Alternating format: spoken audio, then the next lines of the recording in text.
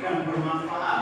Segala usaha untuk mempengaruhi murid agar mengulangi suatu perilaku tertentu. Jadi contoh ya, upacara. Kalau upacara kan anak-anak kan berdiri, capek kan? Kalau capek, kalau anak nggak suka, terus bagaimana kita agar dia bisa melakukan dan mempengaruhi dia agar mau melakukan kegiatan tersebut terus. Nah, terus melakukan apa aja, ikut upacara dan mampu diri, tidak ngobrol. Nah, salah satunya ini memberikan penguatan yang positif, efektif, dan bermanfaat. Nantinya murid akan menyadari dan mencoba untuk menolak kebijakan kita atau murid tersebut menjadi tergantung pada pendapat sang guru untuk berusaha. Jadi murid tersebut nantinya akan memilih dia itu mengikuti instruksinya guru atau tidak. Namanya seperti itu. Next. Nah, teori motor yang ketiga adalah kritik dan membuat orang merasa bersalah dapat menguatkan karakter. Jadi menggunakan kritik dan rasa bersalah untuk mengontrol murid menuju kepada identitas gagal. Mereka mengembangkan dialog diri yang negatif, berujuk menggunakan suara halus untuk menyampaikan pesan negatif. Jadi contohnya itu seperti ini. Kalau ada siswa yang datang terlambat, terus guru tidak menghakimi dia, tapi menanyakan dulu, kenapa terlambat? Terus setelah menanyakan kenapa, terus kamu salah nggak? Tahu nggak kenapa kok bisa terlambat? Maksudnya jam berapa? Akhirnya kan dia memikirkan dirinya sendiri, oh ya saya salah. Jadi teori konsernya dengan membuat orang tersebut merasa bersalah. Terus untuk yang keempat, orang dewasa memiliki hak untuk memaksa. Jadi berarti tahapannya yang paling akhir. Lalu dibilang baik, tidak bisa paksa. Orang dewasa memiliki tanggung jawab untuk membuat murid berbuat hal tertentu. Apapun yang dilakukan dapat diterima selama berdasarkan sebuah pengukuran kinerja. Orang dewasa akan menyadari bahwa perilaku memaksa tidak akan efektif untuk jangka waktu panjang. Dan sebuah hubungan permusuhan akan terbentuk. Jadi contohnya kalau di kegiatan pembelajaran saya itu kalau kita main itu banyak terjadi hal-hal yang tidak diinginkan. Jadi ada sabda-sabda mulut itu berkeluaran semua hal yang tidak kita tahu. Nah, di situ kita sepakat ya. Jadi siapa yang melakukan hal tersebut melakukan istighfar sampai 100 sambil meluk ring basket. Akhirnya dia mau. Tapi hari itu ya cukup sekali doang. Habis itu main lagi ya, ucapkan. Kalau tidak memberikan dampak yang jangka panjang kalau dalam pemaksaan. Nah ini mengubah paradigma stimulus respon pendekatan teori kontrol. Jadi ada stimulus respon dan diubah menjadi teori kontrol menurut Stephen Recovery. Yang pertama, realitas atau kebutuhan kita sama, tapi teori kontrolnya itu kebutuhannya itu berbeda. Terus yang kedua, semua orang melihat hal yang sama, tapi setiap orang memiliki gambaran yang berbeda. Jadi ini adalah beberapa, ada 1, 2, 3, 4, 5, ada 9. Jadi mengubah paradigma stimulus respon dengan pendekatan teori kontrol. Jadi ada kalau yang stimulus responnya, oh saya bisa mengontrol orang lain, padahal kenyataannya kita tidak bisa mengontrol orang. Tentang stimulus yang kecil itu melakukan. Nah, itu disiplin positif. Apa sih disiplin positif itu? Sesuatu yang dilakukan seorang pada orang lain untuk mendapatkan kepatuhan. Seorang yang memiliki disiplin diri berarti mereka bertanggung jawab terhadap apa yang dilakukan karena mereka mendasarkan tindakan mereka pada nilai-nilai kebajikan universal. Tujuannya yaitu menciptakan anak-anak yang memiliki disiplin diri sehingga mereka bisa berperilaku dengan mengacu pada nilai-nilai kebajikan universal dan memiliki motivasi intrinsik, bukan sebuah motivasi yang ekstrinsik. Jadi dengan memberikan pengarahan jadi kepada siswa Lebih tepatnya itu jika ada hal yang tidak patuh atau hal yang tidak baik dilakukan, dan kita bagaimana caranya agar hal itu tidak diulang lagi dan berubah menjadi hal baik dan menjadi hal disiplin yang positif, dan nantinya terus diulangi lagi untuk hal baik, bukan hal yang tidak baik yang diulangi lagi. Jadi kaitannya disiplin positif, jadi melakukan hal yang baik dan terus menerus dilakukan. Nilai-nilai kebajikan. Nah, nilai-nilai kebajikan itu ada 3. Yang pertama berdasarkan profil pelajar Pancasila, yang kedua adalah Premier Years Program atau PYD, terus yang ketiga adalah keterampilan hidup atau life skill. Yang pertama profil pelajar Pancasila itu berisi tentang beriman, bertakwa kepada Tuhan Yang Maha Esa dan berakhlak mulia, berkebinekaan global, bergotong royong, mandiri, bernalar kritis dan kreatif. Sedangkan untuk menurut IBO Premier Years Program itu kaitannya tentang toleransi, rasa hormat, integritas, mandiri, menghargai, antusias, empati, keingin, tahuan, kreativitas, kerjasama, percaya diri dan komitmen. Sedangkan untuk keterampilan hidupnya yaitu life skill itu dapat dipercaya, lurus hati, pendengar yang aktif, tidak merendahkan orang lain, dan memberikan yang terbaik. Ini adalah nilai-nilai kebajikan yang universal, yang disepakati dan yang harus dikembangkan pada siswa. Jadi, nah ini motivasi perilaku manusia itu ada 2. Yang pertama ada eksternal, yang kedua adalah internal. Untuk yang motivasi yang eksternal itu yaitu ada 2 motifnya. Yang pertama itu menghindari ketidaknyamanan atau gimana. Yang kedua adalah mendapatkan imbalan atau penghargaan dari orang lain. Jadi ada kaitannya dengan reward dan ada kaitannya dengan punishment. Kalau kaitannya dengan ketidaknyamanan dan hukuman, berarti kaitannya dengan punishment. Jadi saya kalau tidak melakukan ini, saya akan mendapatkan. Nah, itu jika dilakukan akan memberikan dampak yang short term. Jadi enggak panjang ya, jadi hanya sebentar atau sedikit. Jadi enggak panjang. Kalau berdasarkan motivasi eksternal. Terus namanya gini, kamu bisa seorang guru, kamu bisa saya kasih pensil apabila kamu bisa mengerjakan soal ini. Itu adalah bagian dari reward, dari penghargaan. Itu juga memberikan dampak yang tidak baik sebenarnya. Dalam kajian teori itu, kalau nantinya jika dilakukan hal tersebut akan memberikan dampak-dampak yang tidak baik dalam kehidupannya. Nah, ya, jadi guru hanya memberikan dorongan agar bagaimana dia mengembangkan dirinya sendiri dari dalam, bukan dari eksternal.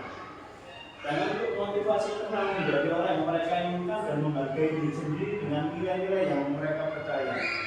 Jadi kalau kaitannya tentang seperti kita siswa telat datang ke sekolah, terus kita perlu ngobrol ke dia bagaimana dia bisa terlambat dan meyakinkan dia apakah hal tersebut itu hal yang baik atau tidak. Di situ siswa akan mulai berpikir bagaimana dia saya salah atau enggak, mulai dari situ. Nah, ini kan menunjukkan motivasi internal yang ada dalam dirinya sendiri, bukan karena motivasi yang eksternal. Jadi seperti itu. Jadi kaitannya untuk lamanya kegiatan, lamanya untuk bisa ditanamkan pada anak itu lebih banyak pada motivasi internal, untuk ketahanan lamanya. Kalau yang motivasi eksternal itu kaitannya hanya sedikit waktu saja. Nah, ini adalah hukuman dan konsekuensi. Hukuman dan konsekuensi itu berbeda. Yang pertama, hukuman itu bersifat tidak terancana atau tiba-tiba. Jadi kaitannya itu satu arah dan pihak guru yang memberikan dan murid hanya menerima suatu hukuman tanpa suatu kesepakatan atau pengarahan dari pihak guru, baik sebelum atau sesudah. Nah, hukuman ini biasanya berkaitan tentang fisik maupun psikis. Murid dan disakiti oleh suatu perbuatan atau kata-kata itu adalah hukuman. Sedangkan untuk konsekuensi itu adalah sudah terencana, sudah disepakati, sudah dibahas dan disetujui oleh murid dan guru. Umumnya konsekuensi dibuat oleh guru dan murid setelah mengetahui sebelumnya konsekuensi yang akan diterima bila ada pelanggaran. Jadi contohnya itu seperti ini. Kalau di awal pembelajaran, kalau di pembelajaran saya, kalau di awal pembelajaran itu pasti kita melakukan kesepakatan kelas atau ya kesepakatan kelas, bukan peraturan kelas, ya, kesepakatan. Jadi antara guru dan siswa mengumpul. Contohnya kesepakatan yang pertama, siswa tidak boleh telat turun. Jadi disepakati sampai jam berapa telatan keterlambatan siswa untuk turun bawah. Itu yang pertama. Nah, itu adalah contohnya di ini konsekuensi. Dan jika apabila hal tersebut tidak dilakukan, konsekuensinya itu apa? Kalau di saya biasanya mengajak berdoa. Jadi di awal itu kadang mengajak berdoa, kadang minta maaf ke temannya karena telat. Jadi sudah di awal itu sudah dijelaskan bersama. Itu konsekuensi. Kalau hukuman itu tidak terarah. Jadi, belum ada kesepakatan. Itu kalau kaitannya seperti itu. Nah ini, kita coba ya. Yang pertama, mengucapkan kalimat sumpah 100 kali dalam pembelajaran karena berbicara kotor saat pembelajaran. Ini termasuk konsekuensi atau hukuman?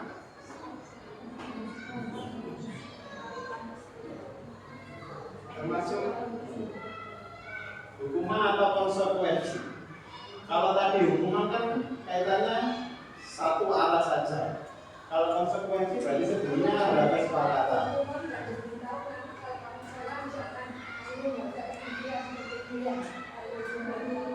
Ya, jadi kalau hukuman sebelum melakukan itu belum dijelaskan dulu. Kalau konsekuensi berarti dijelaskan dulu, baru kalau dapat hukuman. Kalau yang pertama ini apa kira-kira? Konsekuensi atau hukuman? Hukuman. Ya, betul, hukuman. Terus yang kedua, menggantikan kertas tugas teman yang telah dicoret-coret. Ini sudah dijelaskan di awal atau enggak? Ternyata di situ ya.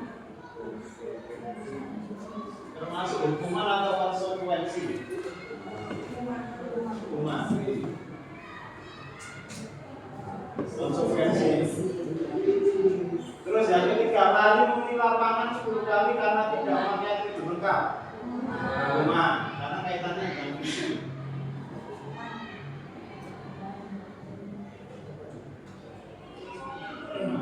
Lanjut, membersihkan tumpahan air di meja kelas karena tersenggol saat belajar. Konsekuensi. Yang terakhir, membersihkan kelas karena datang terlambat. Konsekuensi. Kan kaitannya tentang fisik. Nah, ini adalah hukuman, konsekuensi, dan restitusi. Jadi ada 3 hal yang membedakan antara hukuman, konsekuensi, dan restitusi. Kalau konsekuensi dan restitusi itu kaitannya tentang disiplin, jadi identitas sukses. Jadi hal-halnya. Kalau hukuman itu ada identitas hal yang tidak. Contohnya kalau hukuman sesuatu yang menyakitkan harus terjadi. Kalau tadi contohnya ada lari mengelilingi lapangan, itu kan sesuatu hal yang menyakitkan. Terus konsekuensinya sesuatu itu harus terjadi. Kalau restitusi itu merupakan suatu pilihan. Jadi anak itu biar memilih hukuman apa yang diinginkan. Jadi guru hanya membantu bagaimana dia untuk bertanggung jawab atas kesalahan yang telah dilakukan. Kalau restitusi seperti kaitannya. Contohnya lagi, yang kedua, tidak nyaman untuk murid atau anak untuk jangka waktu yang panjang. Jadi hukuman itu bersifat sebentar. Jadi tidak bersifat jangka panjang. Dan untuk konsekuensi tidak nyaman untuk murid dalam jangka waktu yang pendek. Jadi tentunya tadi kalau menyobek kertas, mengoret-ngoret, akhirnya kan yang menumpahkan air lah, itu kan membantu mengobat. Itu kan termasuk ke konsekuensi. Sedangkan itu restitusinya menguatkan untuk murid atau anak dalam jangka waktu yang panjang. Jadi mengajak ngobrol lagi agar tidak melakukan hal tersebut. Jadi dilihat dulu mengapa dia melakukan hal tersebut, terus salah atau benar, tindak lanjutnya seperti apa. Itu kaitannya dengan restitusi. Nah, memberikan penghargaan yang nilainya sama dengan mendukung. Jadi ada 3 hal sebenarnya, yaitu pengaruh jangka pendek dan jangka panjang. Yang kedua, motivasi dari dalam diri intrinsik. Terus yang ketiga adalah penghargaan mematikan kreativitas. Ini adalah contoh mendukung dan reward and punishment ya. Itu yang pengaruh jangka pendek dan jangka panjang. Jadi mendapatkan penghargaan untuk melakukan sesuatu yang baik. Selain kita senantiasa berharap mendapatkan penghargaan tersebut lagi, kita pun menjadi tidak menyadari tindakan yang baik kita lakukan itu karena sesuatu. Jadi menggunakan penghargaan itu lagi dan tergantung dengan penghargaan tersebut. Jadi kalau tidak ada penghargaan ya saya tidak mau melakukan. Namanya seperti itu pengaruhnya. Terus untuk yang dalam motivasi, dalam intrinsiknya, dari dalam dirinya itu, jika kita memberikan penghargaan kepada seorang pada saat dia sedang merasa bangga dan menyampaikannya sendiri, maka kita akan mengambil kegembiraan yang saat itu sedang dirasakan secara ini. Jadi ada kepuasan diri, kepuasan batin ketika sudah melakukan hal tersebut. Itu dari dalam dirinya sendiri. Terus penghargaan mematikan kreativitas.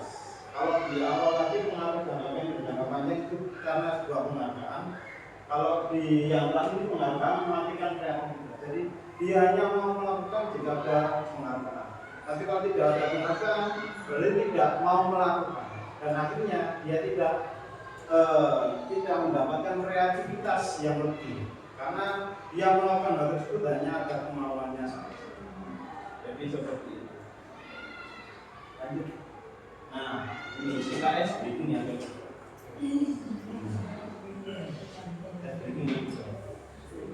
Ya. Kita berdiri nih ya. Nah, ini baru kita berdiri.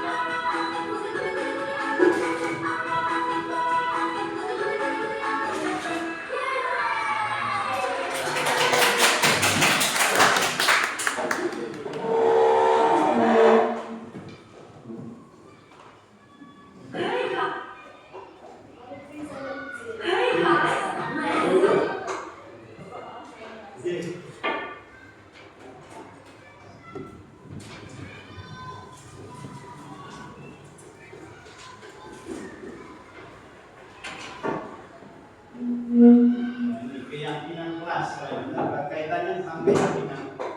Mengapa keyakinan kelas? Mengapa bukan peraturan kelas? Kalau keyakinan kelas itu kaitannya tentang hal positif yang ada di kelas. Jadi kalimat yang digunakan juga kalimat positif. Kalau peraturan kelas, jadi kalimatnya juga dilarang. Kaitannya seperti itu.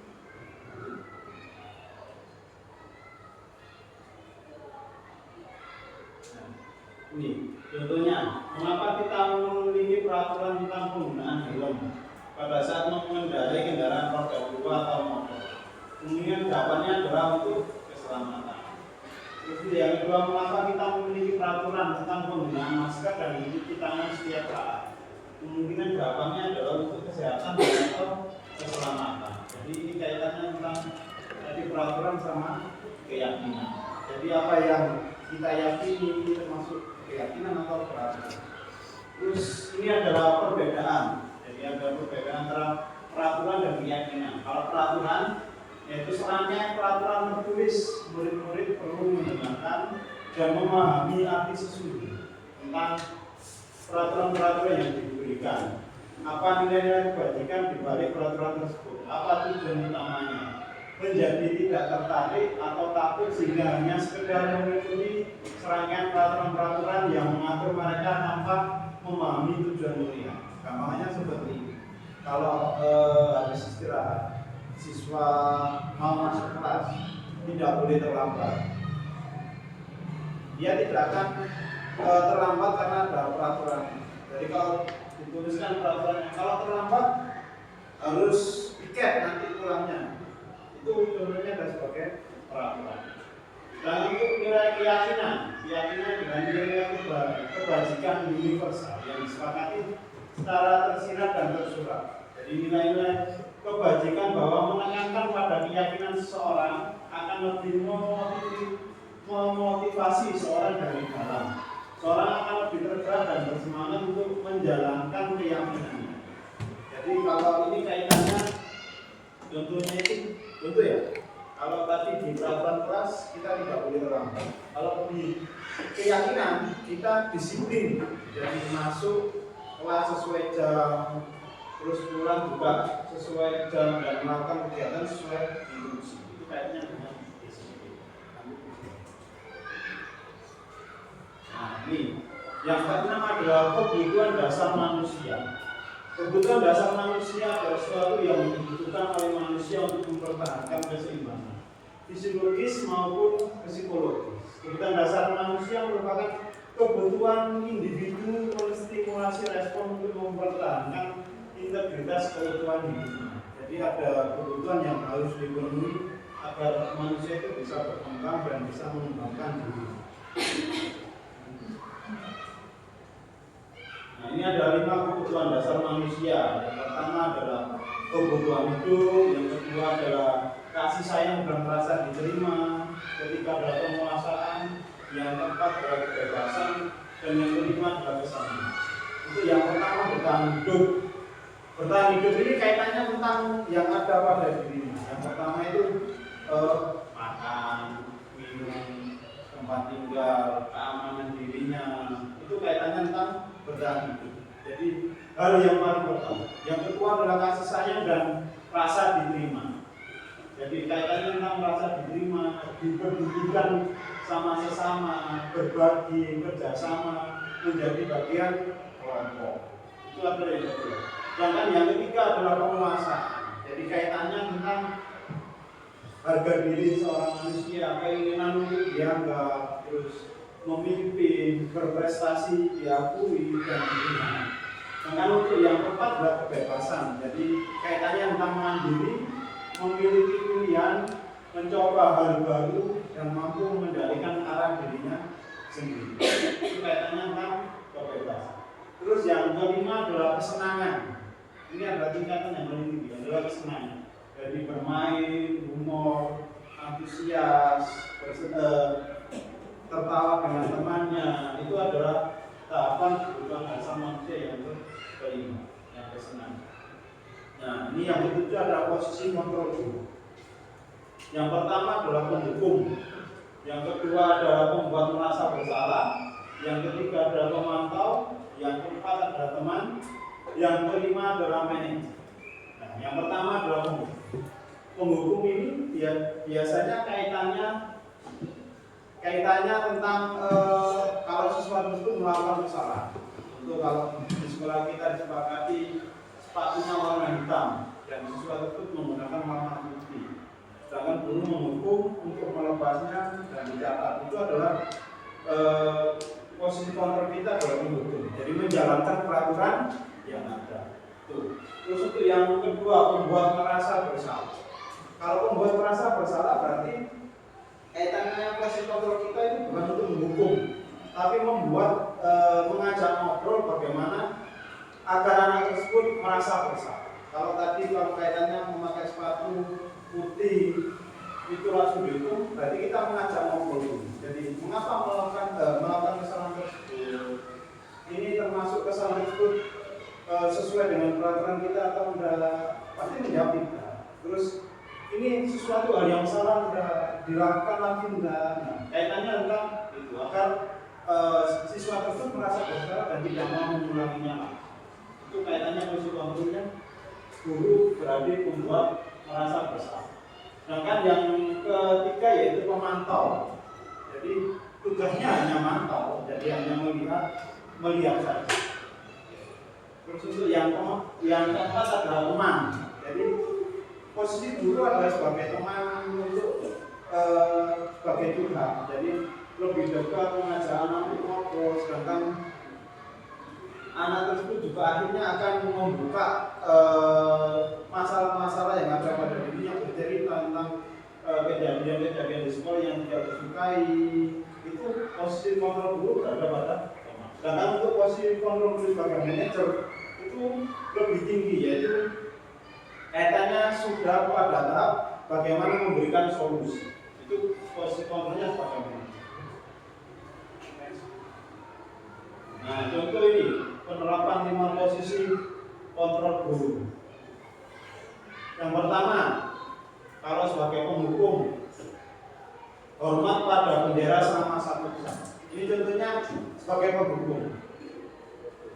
Terus yang kedua, membuat merasa bersalah. Jadi contohnya kata-katanya beberapa kali itu Bapak harus memberitahu kamu selalu saja mengecewakan Bapak. Nah, ini adalah contoh membuat merasa bersalah. Sedangkan yang ketiga adalah teman, ayo dong ikuti aturan sekolah. Tolong bantu ibu Bapak sekali ini ya. Ya sudah, tidak apa-apa. Lain kali jangan sampai berbuat seperti ini lagi ya. Ini adalah kutipan deskripsi kalau percakapan antara guru dan siswa sebagai teman. Yang keempat adalah pemantau. Ini contohnya, kamu adalah melanggar peraturan sekolah, kamu tahu konsekuensinya.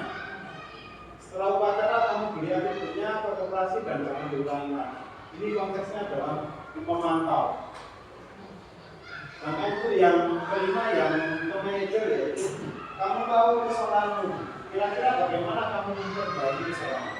Nah, dari kelima ini yang paling rendah adalah penghukum dan yang paling tinggi adalah manajer. Kalau di tahap yang pertama tadi itu tugasnya hanya menghukum, dan yang terakhir yang manajer ini sudah sampai pada tahap bagaimana kamu memperbaiki kesalahan agar tidak dilakukan kembali. Kalau bahasa kerennya refleksi. Oke, nah ini kalau aku posisi kontrol, apakah aku sekarang di mana posisi kontrol? Hah? Apa? Tidak boleh emosi. Contohnya, ini dari posisi 5 ini. Kalau diikuti, ya kalau anak itu melakukan kesalahan posisinya di mana?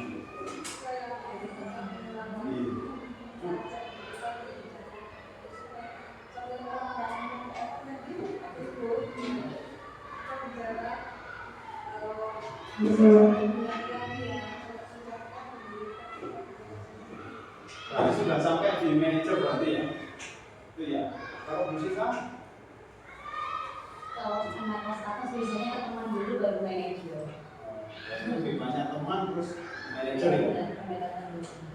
Kalau ini tahapannya biasanya sampai kontrolnya sampai mana?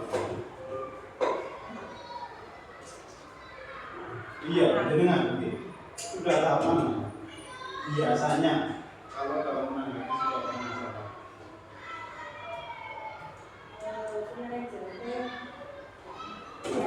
Iya, iya.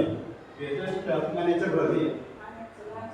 Jadi tahapan yang paling tinggi berarti sudah ya. Jadi tahapan yang harus memang itu sudah kontrolnya sampai manajer, bukan hanya sebagai penghukum atau pembuat merasa bersalah, teman-teman sudah harus lebih ke bagaimana kamu memperbaiki kesalahan.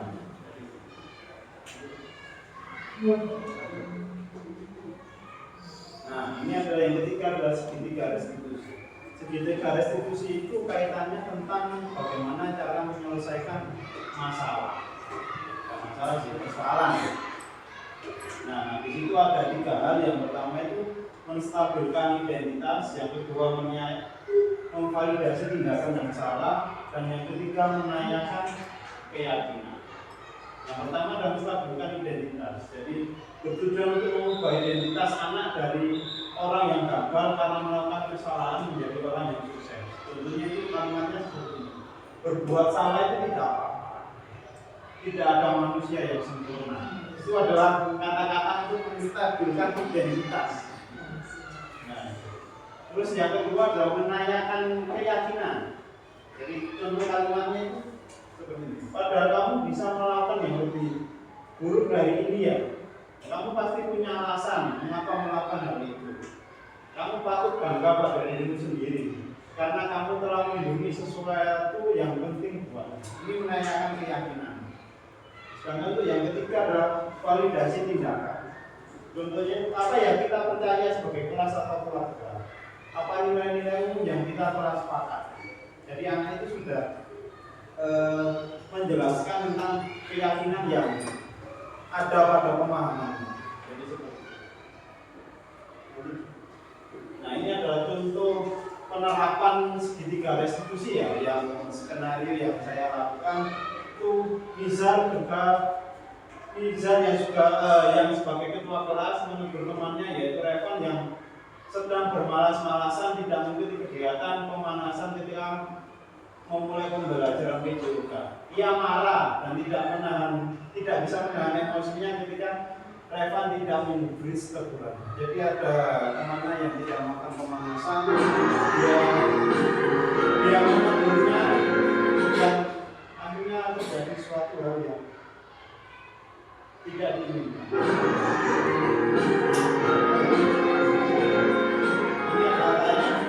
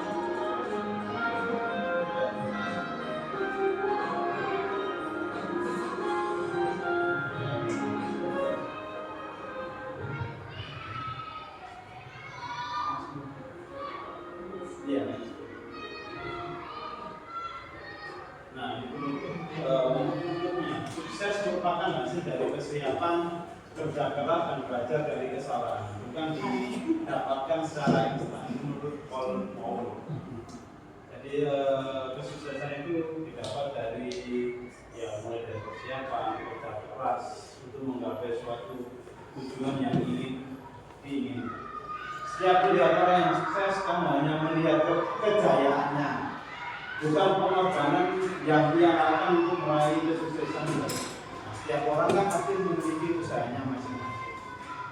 Dan orang itu hanya melihat bagaimana dia sudah mendapatkan kejayaan, tapi tidak melihat bagaimana prosesnya dalam mengembangkan diri. Tentu saja kalau ya setiap orang pasti memiliki caranya masing-masing, entah itu tidak tidur dan belajar, entah itu hanya sekedar ya gitu-gitu aja. Jadi setiap orang memiliki keyakinannya masing-masing. Ini menurut Colin Powell dan Pak Besar. Nah, jadi kegiatan kita sudah selesai.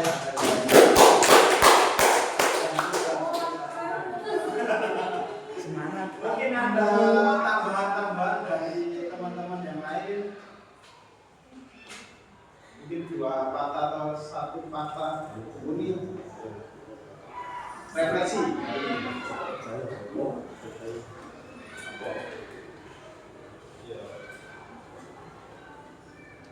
Ada tambahan yang lain? Ya, maksudnya ada dari kegiatan ini tadi mungkin yang kurang dari saya atau dari kegiatan ini tadi sudah apa? Ini ada yang lain? Nanti ada tambahan. Semua pendidik, semua guru, semua orang memiliki cara sendiri-sendiri dalam melakukan penanganan terhadap siswanya, belajar sesuai karakter dan juga pembawaannya masing-masing. Tujuannya pasti sama adalah untuk membuat anak-anak sesuai dengan pesan dari Gatot Dewantoro bahwa guru itu sebenarnya intinya adalah menempatkan berat siswa pada tempat yang seharusnya.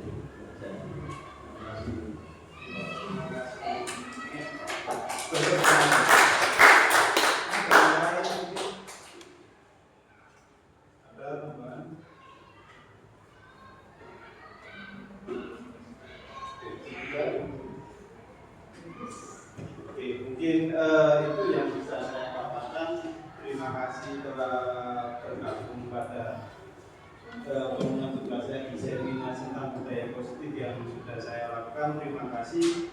Saya tutup. Wassalamualaikum warahmatullahi wabarakatuh. Waalaikumsalam warahmatullahi wabarakatuh.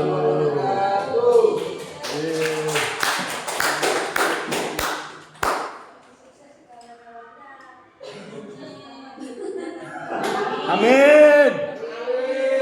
Ujung-ujungnya tembus 10.